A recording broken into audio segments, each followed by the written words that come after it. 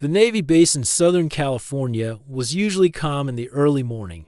The ocean breeze moved softly through the flagpoles, and the smell of salt and jet fuel mixed in the air. On that day, everyone was preparing for a visit from one of the highest officers in the region. Admiral James Warren, SEAL commander known for his sharp memory, strict discipline, and good humor. He liked to walk among his men, shake hands, and ask questions that made everyone feel both nervous and proud. When he arrived, the young sailors and Marines stood in perfect formation. Admiral Warren moved slowly down the line, his white cap glinting in the sun, his eyes studying each uniform. He greeted one after another, asking where they came from, what units they'd served in, and what their call signs were. The Admiral liked call signs. They told stories about people, about courage, or sometimes about funny mistakes. He laughed when one young man said his call sign was Penguin, because he had fallen into freezing water during training. Everyone laughed too. The Admiral always made it lighthearted. But at the far end of the row stood a woman who didn't smile or fidget like the others. Her name tag read M. Alvarez. She was calm, still, almost invisible if not for the quiet strength around her. She wasn't tall, but there was something in her posture that looked unshakable, shoulders straight, eyes focused, boots perfectly aligned. When the Admiral reached her, he noticed the small patch on her sleeve, a worn insignia from an older air unit that most people didn't even recognize anymore. He tilted his head, curious. "Lieutenant Alvarez, right?" He said. "Yes, sir," she answered softly, her tone respectful but not fearful. He smiled, trying to ease the formality. "All right, Lieutenant. Let's see. Everyone here's got one of those fancy call signs. What's yours?" There was a pause. For a moment she didn't answer, as if deciding whether to speak. Then she said quietly, "Iron Widow, sir." The Admiral blinked. The easy smile faded a little. He thought maybe he misheard her because of the wind. "I'm sorry. What was that?" Her voice didn't change. "Iron Widow, Admiral." The sound of it made something stir in his memory, but he tried to hide it. He chuckled a bit, keeping the mood light. "That's a heavy name. What did you do? Scare the rest of your crew into behaving?" A few of the nearby sailors smiled politely, but she didn't. She just looked at him, calm and steady. "No, sir. It was given to me after Operation Morning Star." And just like that, the entire line went silent. The air changed. The Admiral's hand froze halfway through a casual gesture. The name of that mission hit him like thunder. He had been a senior officer when that operation happened years ago. It had been one of the toughest missions of the war. A rescue mission gone wrong in a remote desert valley overseas. A small flight team had been ambushed while trying to extract wounded men. Every helicopter in the area was either damaged or destroyed. The reports that reached headquarters were grim. One pilot had been shot down, badly injured. But she refused evacuation and held her ground until reinforcements arrived hours later. 3 soldiers survived because of her. The official report said her name had been withheld from public records. But her call sign, Iron Widow, became a whisper of legend. Admiral Warren's throat went dry. He remembered the words from the report.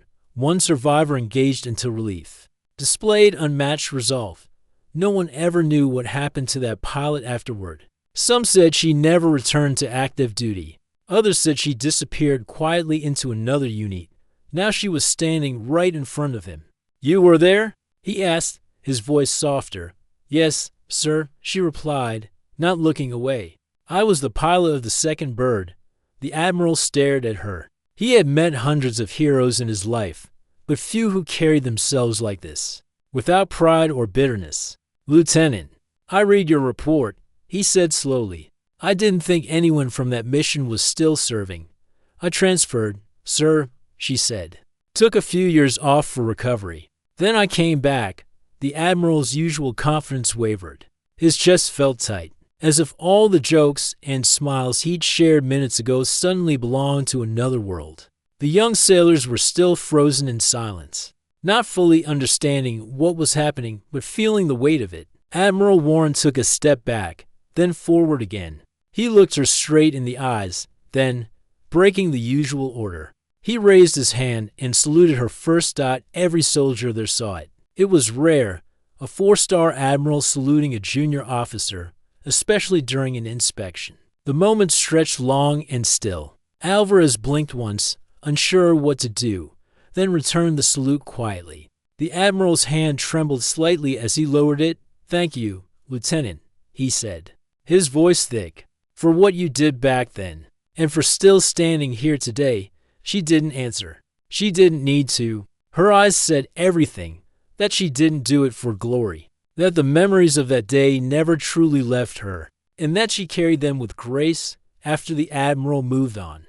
The line of sailors remained unusually quiet. They didn't whisper or laugh anymore. They just watched her as she stood there under the sun, calm and humble. One of the younger recruits, maybe 19, leaned slightly toward another and whispered, "Is that the Iron Widow from the stories?" His friend nodded slowly. "Guess so." The nickname had been famous among aviators for years. The story of a female pilot who had faced impossible odds and kept her team alive. No one knew her real name, only that she had a steel heart and nerves like wire. Some thought she had been a myth, a morale story told in flight schools. But she was real, standing there in plain uniform, not bragging, not even wearing a medal. When the inspection ended, Admiral Warren asked his aide quietly, "Get me her record file." The aide nodded and left. The admiral stood alone for a moment near the hangar, staring at the horizon. He remembered reading the after-action photos, a burned-out helicopter, footprints in the sand, a trail of spent shells. He had never forgotten that report, but now the face behind it had a name. That afternoon, as the sun dropped lower, the admiral saw her again by the runway, checking over a training helicopter with two young mechanics. She had rolled up her sleeves and was pointing out details, explaining calmly how to handle the rotors in crosswind. The younger men listened closely, clearly respectful. She wasn't someone who spoke loudly, but when she did, everyone listened. The admiral watched quietly from a distance for a while, thinking about how strange the world could be, how people could carry so much history inside them, and still move through life quietly, almost unseen. Later that evening, the mess hall buzzed with quiet conversation. Everyone was still talking about what had happened. Some didn't fully understand the weight of that call sign, but they knew their admiral had saluted her first, and that meant something beyond words. A few older pilots confirmed the legend, whispering the details they remembered from years ago. "She stayed behind to protect the others," one of them said softly. "Her chopper went down, and she still kept the enemy off the site till rescue came. 6 hours. She didn't even leave her crew." Another nodded. "That's why they called her Iron Widow. She wouldn't leave anyone behind, no matter what." But while everyone was busy talking, Lieutenant Alvarez was alone at the edge of the airfield, watching the sunset turn the sky into gold. She didn't like attention. The past, to her, was a closed door. All she wanted now was to serve quietly, to train younger pilots to be better, to make sure they never had to live through what she had endured. Still, she could feel the change around her. Respect wasn't demanded. It was earned, and that day, she had earned it without saying much at all. Back in his office, Admiral Warren sat staring at her file. The papers were old, edges yellowed from time.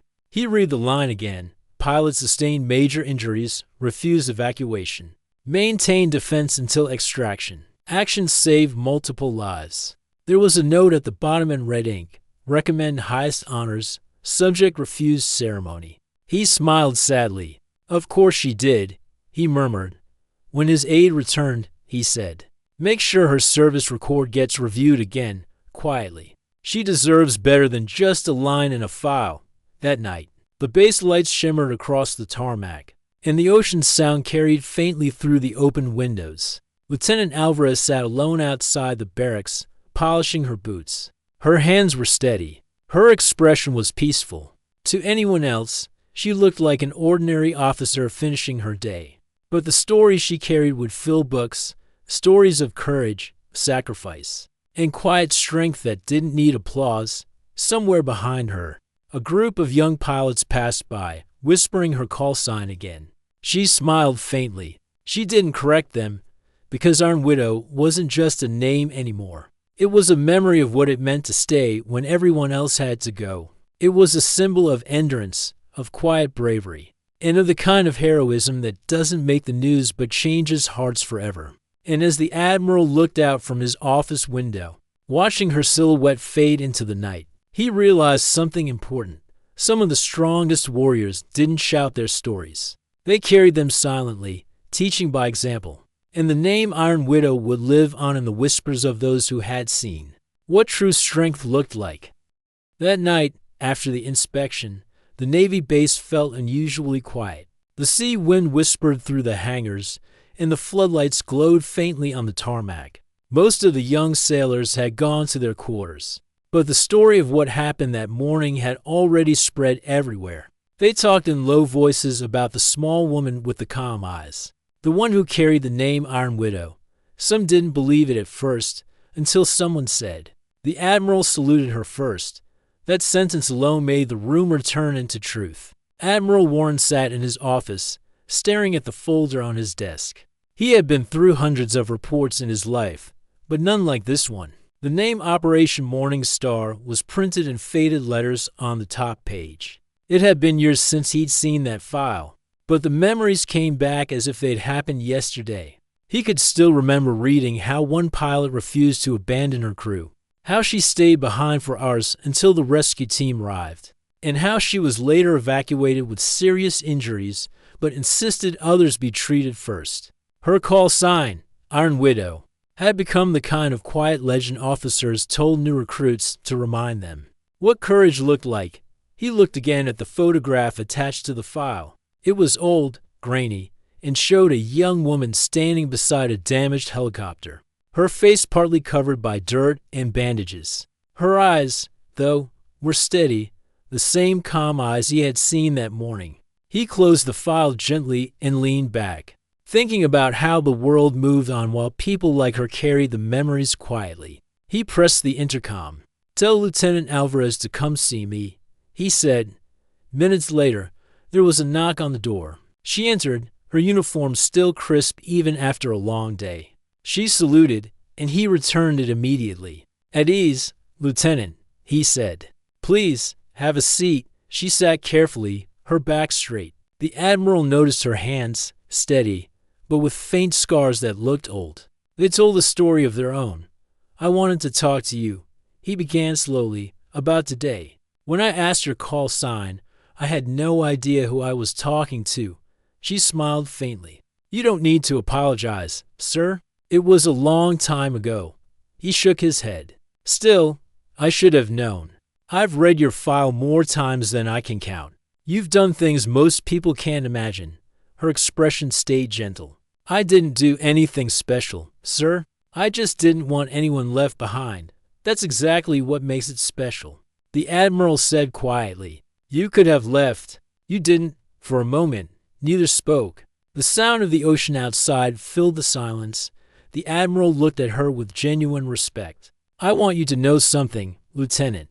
The men you saved, some of them still serve. One of them works under my command. He never forgot you." She looked surprised. "They're still around?" He nodded. "They are. And they talk about you like you were an angel who came out of the fire." Her eyes softened. "I don't remember much from that day, sir. Just the sound of the engines and the sandstorm. I remember thinking if help didn't come, at least they would have a chance to live." The Admiral could see how she spoke, not like someone proud, but like someone remembering something heavy. He leaned forward slightly. "You came back to service after all that." "Why?" She thought for a while. "I didn't know what else to do. Flying is the only thing that ever made sense to me. I wanted to keep helping, even if it meant staying quiet." He nodded slowly. "The quiet ones often carry the biggest stories." She gave a small smile. "I just tried to do my duty, sir." He smiled back, though his eyes were thoughtful. "You've done more than that. You've set a standard. You remind the rest of us what the uniform really means."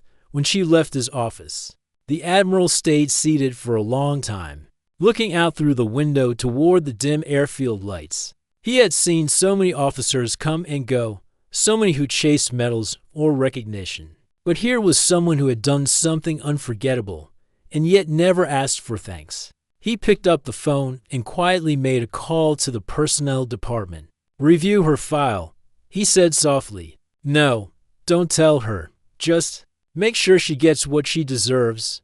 The next morning, the base atmosphere had changed.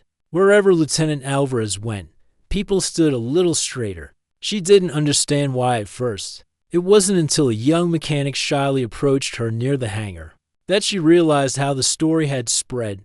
"Ma'am," he said awkwardly, "is it true? You're the Iron Widow?" She looked at him, then smiled gently.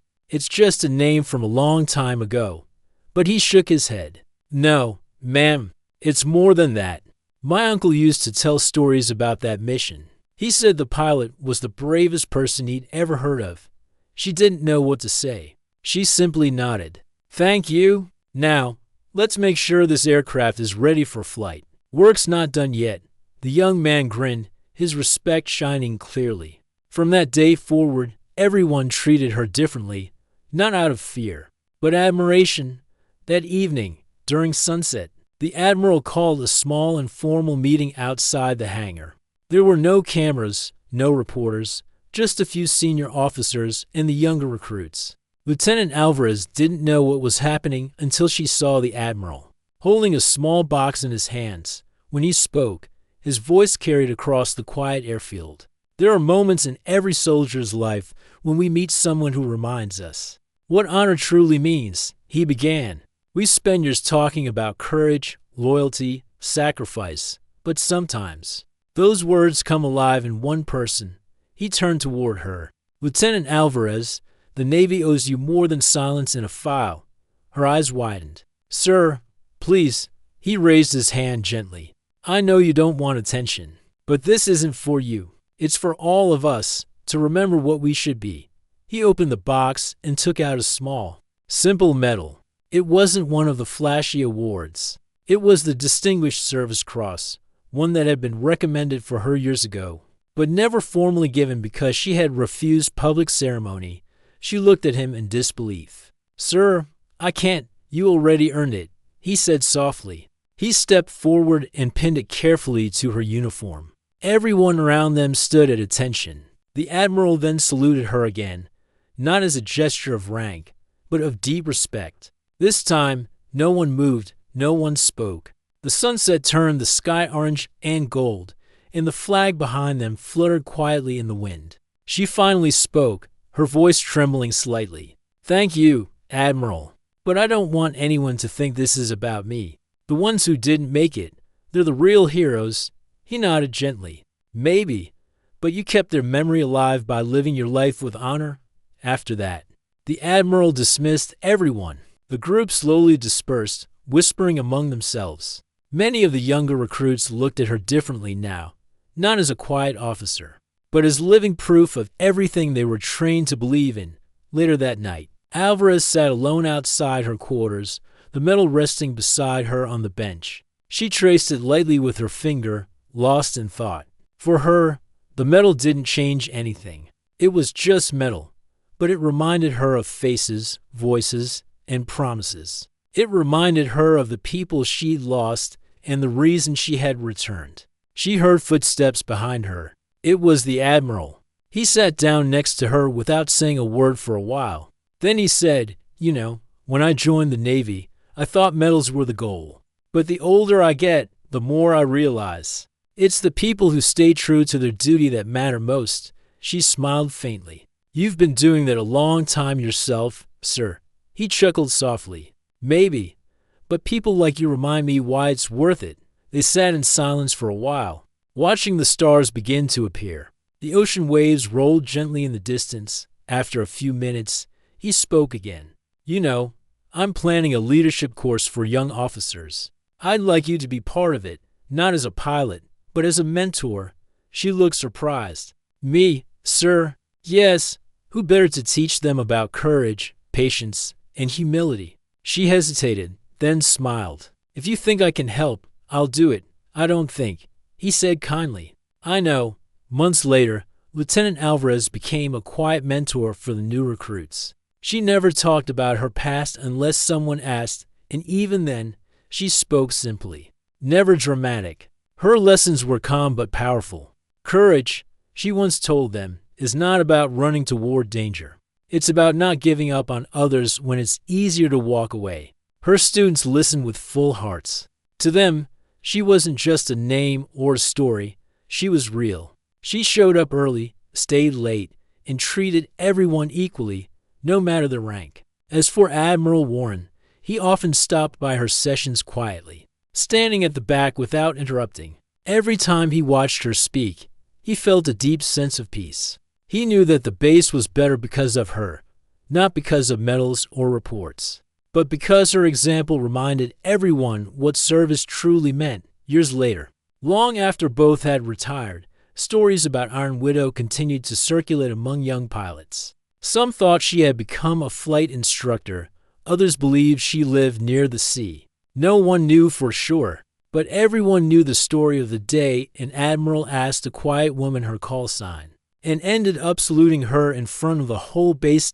In that moment, two generations met, one that had seen war and one that was still learning about sacrifice. And between them stood a truth bigger than ranks, medals, or fame, that real strength is quiet. Real heroes never need to shout, and sometimes the smallest voices carry the greatest power.